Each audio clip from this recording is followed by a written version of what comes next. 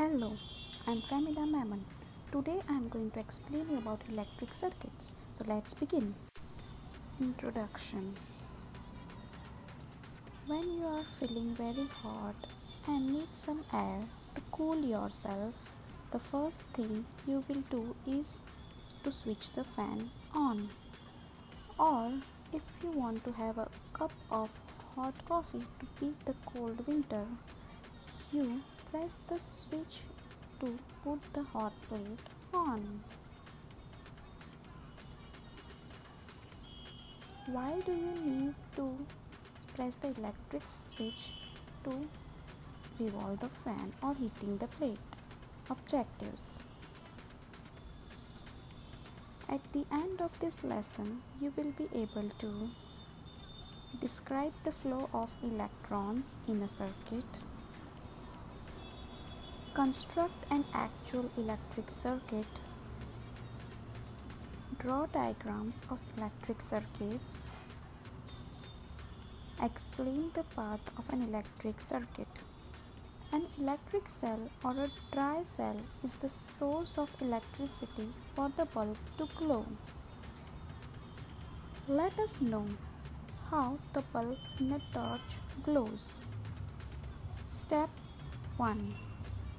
Take out the bulb from a torch. You can see the bulb is a small globe of thin glass, inside which a coiled filament is fixed on two thick wires.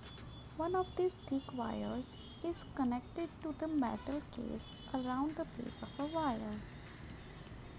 The another wire is connected to the metal tip of the base of the bulb. The metal tip and the metal case at the base are two terminals of the bulb.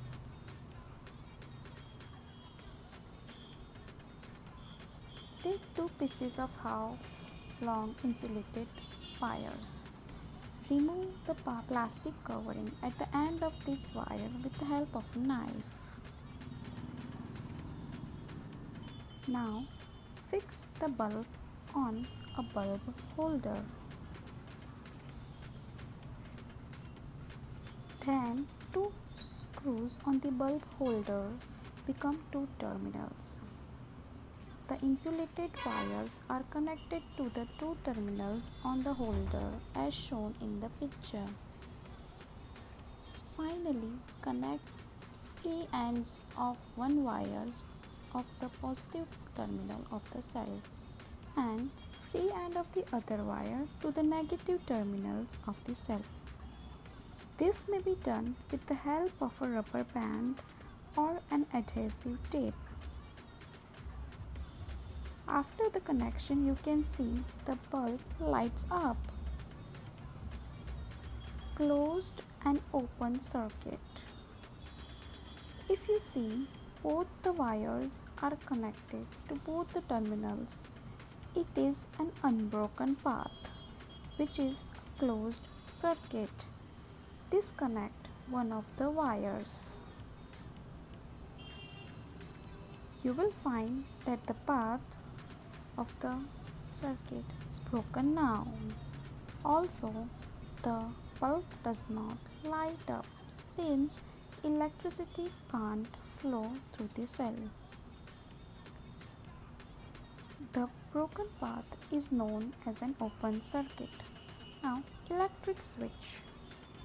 We put a switch on or off whenever we want to use or not. The electric appliance such as the fluorescent tube, fan, AC, etc. are switched for a bulb is pressed down to complete a circuit. The bulb glows. To put the bulb off, you press the switch up. This breaks the circuit and the bulb glows no more. The switch is so made that under normal conditions, the circuit remains open. The current does not flow through the circuit. When we press the other end of the strip on the switch, it gets connected to close the circuit. The current flows through the circuit and the bulb starts glowing.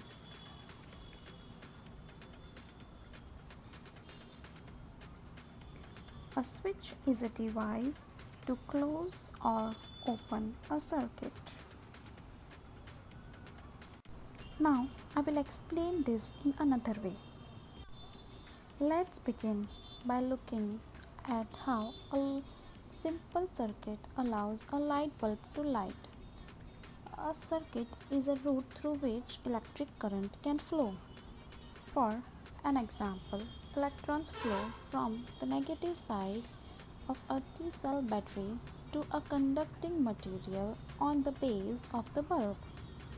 From there, the electrons flow from the wire that is inside the bulb and across the filament, which is the part of the filament that actually lights. When the electrons go through the filament, some of the electrical energy is changed to heat and light energy. The electrons continue down another small wire inside the bulb through another conductor at the base of the wire. The electrons finally make their way to the positive side of the battery. There would not be a complete circuit if the electrons do not travel to the positive side of the battery, and the bulb will not light. When there is an unbroken path, when the electron flows, for an example like this, it is called a complete circuit. The unbroken path and the electron flow is called a closed circuit, because electricity only flows on an unbroken path. The light bulb will not light unless there is a closed circuit. Now, if you look closely at the light bulb, you will see that there is an insulator that leads up to the filament and the conductors which flows away from the light bulb. Remember, the hands of the conductors easily accept the pass of electrons. The atoms of insulator do not. As we saw the cross section, the electrons will not easily pass through the insulating material that surrounds the wire.